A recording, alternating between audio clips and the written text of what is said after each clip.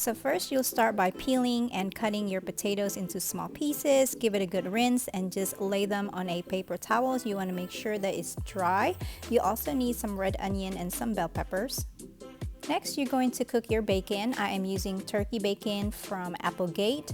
I ended up cooking about 6 slices of bacon. And you want to make sure that the bacon is not cooked all the way because it will be finished cooking in the oven, and just cut them into pieces. Next, add some oil and butter, and you're going to add your potatoes. You may not need any more oil or butter if you are using pork bacon. It's just that turkey bacon doesn't really release a lot of fat.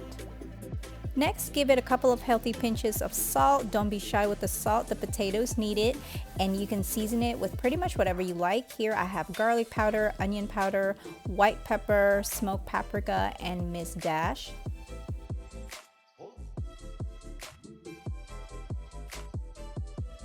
Let this cook for about 5 minutes. Do not touch it so that the bottom part can be a little crispy.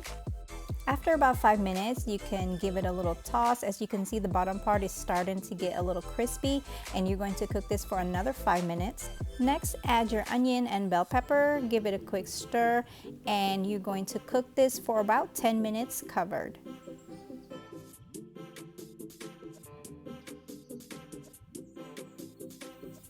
After about 10 minutes cooked on low heat, you just want to make sure it is fork tender, and you're going to make little holes. I'm using about 4 eggs, so however many eggs you need, that's how many holes you will need.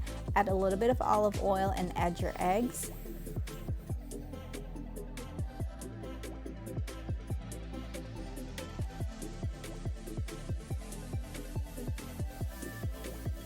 Season your eggs with salt and pepper, and then you're going to just add your cheese. Add as much or as little cheese as you like.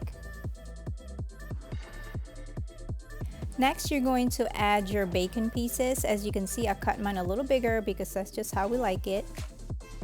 And now we're going to add this into the oven and cook for about 7 minutes. If you want your eggs to be a little more runny, just cook it for about 4 minutes. Our eggs are cooked well done because that's just how my kids like it.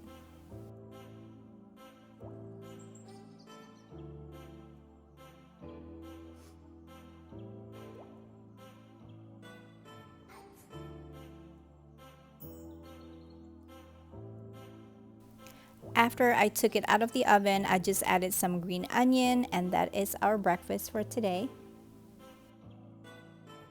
So some of you have asked me for a smoothie recipe without a banana in it.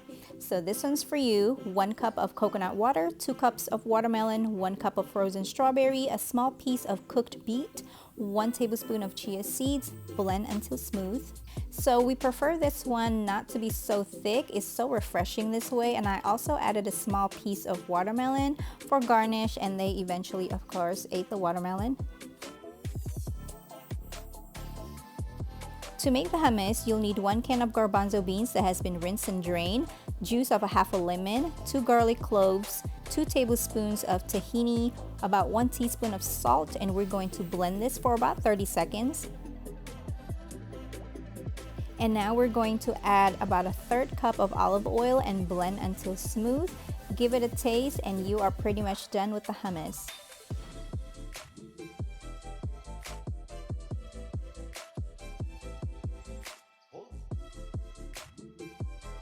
Now I'm going to use these mini pita snacks. Put the hummus on top with cucumber, bell pepper, and a piece of chicken. This is just some leftover chicken that I had. You can use rotisserie chicken if you'd like. And now I'm just going to cut a star fruit for them, and they're also going to have this lunch with snap peas and a little bit more hummus.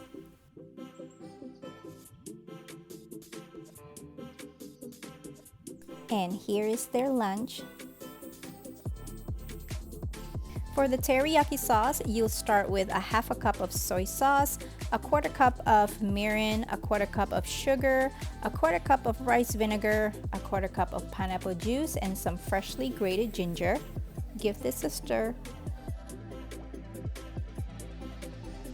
And now we're going to add this mixture into a pot and cook this until it comes to a soft boil. Then you're going to add some cornstarch slurry, which is just 1 teaspoon of cornstarch with 2 teaspoons of water. Give this a stir and cook it for another 5 minutes. While your pasta is cooking, add some olive oil into a pan and add your chicken. I am using chicken thighs. This is about 1.25 pounds, and I'm just going to season it with salt, garlic powder, ginger powder, and don't touch the chicken. Just let it cook for about 5 minutes. After 5 minutes, give it a flip and cook it for another 5 minutes. And now add about 1/4 cup of the teriyaki sauce. We want to make sure the chicken is completely cooked before we add our noodles. Now add your noodles. I'm actually just using regular spaghetti. This was about 10 ounces. Next, add the remainder of the teriyaki sauce and give this a toss. Cook for about a minute or so, just until the sauce has coated the noodles and the chicken. And now I'm just plating it. I'm also going to add some green onion and sesame seeds on top.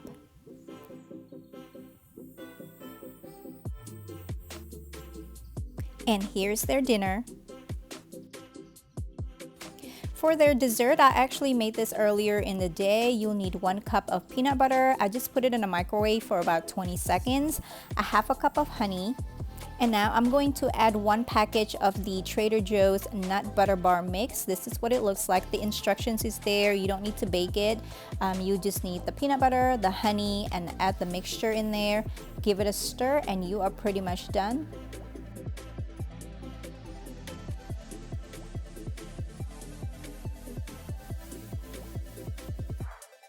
And here I'm just adding the mixture into a parchment paper lined loaf pan, and you just want to pack it in. Wet the back of your spoon and kind of just push it down so that it can be firm.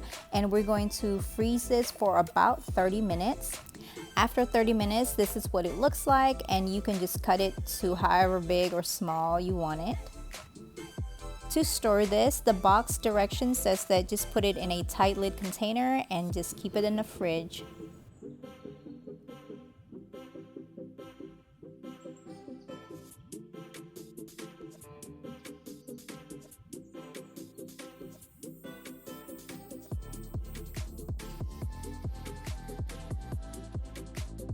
And here it is. I hope you guys have enjoyed this video. I will see you next time. Bye.